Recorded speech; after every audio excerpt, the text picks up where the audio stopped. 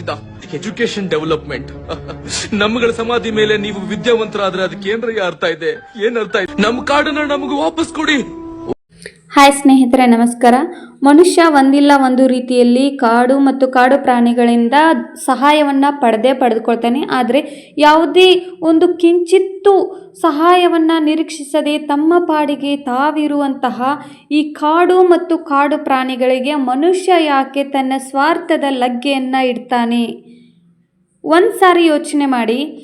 ಈ ಭೂಮಿ ಕೇವಲ ಮನುಷ್ಯರಿಗೆ ಮಾತ್ರ ಎನ್ನುವುದಾದರೆ ಆ ದೇವರು ಯಾವುದೇ ಪ್ರಾಣಿ ಪಕ್ಷಿಗಳನ್ನು ಸೃಷ್ಟಿ ಮಾಡುತ್ತಿರಲಿಲ್ಲ ಅಲ್ವಾ? ಅವುಗಳಿಗೂ ಸಹ ಬದುಕುವ ಹಕ್ಕಿದೆ.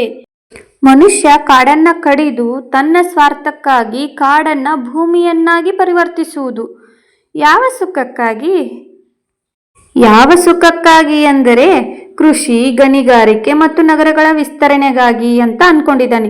ಆದರೆ ಒಂದು ತಿಳ್ಕೊಳ್ಳಿ, ಕರ್ಮ ಇಸ್ ರಿಟರ್ನ್. ನಿಮ್ಮ ಬಾಣ ನಿಮ್ಗೆ ತಿರುಗುತ್ತೆ. ನಿಮ್ಗೆಲ್ಲ ನನ್ನ ಫೀಲಿಂಗ್ಸ್ ಹೇಳ್ಕೊಬೇಕು ಅನ್ಕೊಂಡಿದ್ದೀನಿ.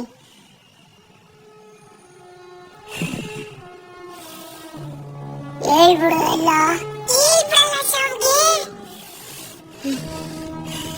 ಈ ಭೂಮಿಯ ದೇವರು ನಿಮ್ಮೊಬ್ಬರಿಗೆ ಕೊಟ್ಟಿರೋದಲ್ಲ. ಸಿಟಿಲಿ, ಹಳ್ಳಿಲಿ ಬದುಕೋಕೆ ನಿಮ್ಗೆಲ್ಲರಿಗೂ ಎಷ್ಟು ಅಧಿಕಾರ ಇದೆ, ಕಾಡಲ್ಲಿ ಬದುಕೋಕೆ ಅಷ್ಟೇ ಅಧಿಕಾರ ನಮಗೂ ಇದೆ. ಇಂಟರ್ನೆಟ್, ಕಾರು, ಬೈಕು, ಟೆಕ್ನಾಲಜಿ ಕಂಡಿದ್ದಕ್ಕೆ ನೀವ್ಯಾರು ದೇವರಾಗಲ್ಲ ಕಣ್ರಯ್ಯ. ನೀವುಗಳು ಡೆವಲಪ್ ಆಗೋಕೆ ಕಾಡನ್ನ ನಾಶ ಮಾಡ್ಬೇಕು ಅಂತ ಡಿಸೈಡ್ ಮಾಡೋಕೆ ನೀವ್ಯಾರು?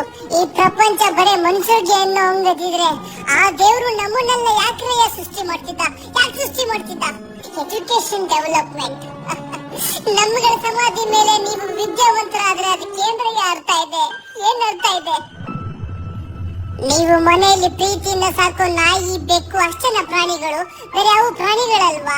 ನಮ್ಮನ್ನ ಝೂ ಅಲ್ಲಿ ಇಟ್ಟು ಶೋ ಪೀಸ್ ಮಾಡಿ ದುಡ್ಡು ಮಾಡ್ಕೊಂಡ್ರೆ ಪರಿಸರ ಉಳಿಯಲ್ಲ, ಈ ಭೂಮಿ ಉಳಿಯಲ್ಲ. ಹೊಟ್ಟೆ ಹಸಿವು ಅಂತ ನಿಮ್ಮ ನಾಡಿಗೆ ಬಂದು ನಿಮ್ಮ ಹಸುಗಳನ್ನ ತಿಂದಿದ್ಕೆ ನಮ್ಮನ್ನೆಲ್ಲ ವಿಷ ಹಾಕಿ ಸಾಯಿಸ್ತೀರಾ. ಬೆಳೆ ನಾಶ ಮಾಡಿದ್ರೆ ಕರೆಂಟ್ ಶಾಕ್ ಕೊಡ್ತೀರಾ, ಗನ್ನಲ್ಲಿ ಶೂಟ್ ಮಾಡ್ತೀರಾ.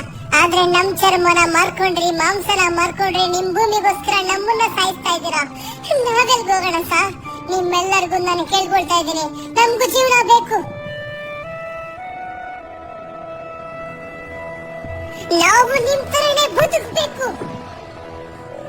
ನಮ್ ಕಾಡನ್ನ ನಮಗೂ ವಾಪಸ್ ಕೊಡಿ.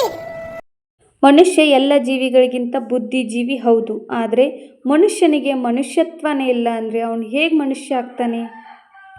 ನಿಮ್ಮ ಅನಿಸಿಕೆ ಕಮೆಂಟ್ ಮಾಡಿ.